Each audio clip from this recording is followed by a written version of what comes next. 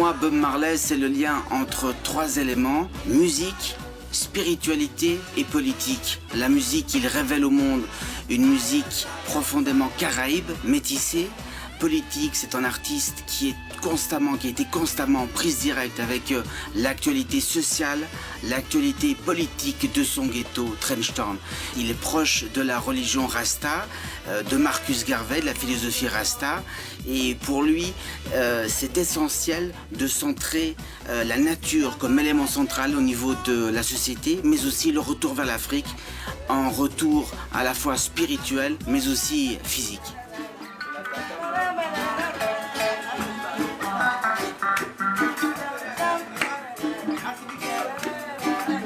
Un exemple de lien entre Bob Marley et les groupes actuels, c'est le Sierra Leone Refugee All-Star, une formation qui s'est créée dans les camps de réfugiés en Guinée pendant la guerre civile.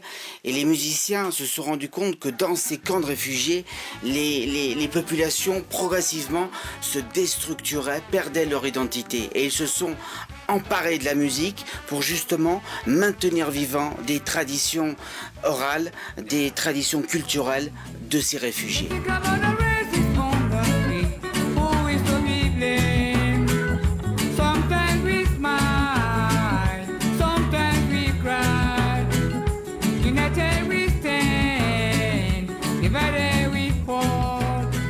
En artiste à Agadez, au nord du Niger, je trouve aussi totalement en lien avec Bob Marley. Quand je l'ai contacté, il m'a dit « mais moi je suis en lien télépathique à la fois avec Bob Marley et avec Jimi Hendrix ». C'est un artiste touareg, un chanteur et guitariste touareg, qui dit ceci: « Ma guitare, c'est une sorte de caisse de résonance.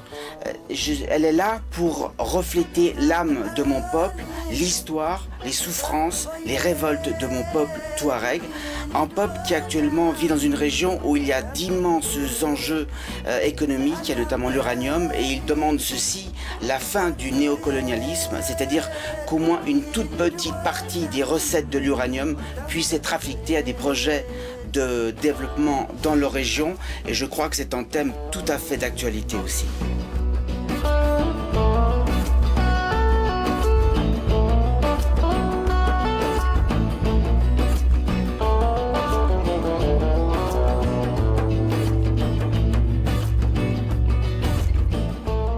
Tout comme Bob Marley l'ouvre grand et fort, c'est le Manu Chao du Maghreb, il s'appelle Amazir Kateb, c'est le fils de l'écrivain algérien Kateb Yassine, et lui depuis 20 ans, il l'ouvre grand et fort face aux généraux, au pouvoir au Maghreb, et à mon avis, lui aussi, c'est la relève de Bob Marley.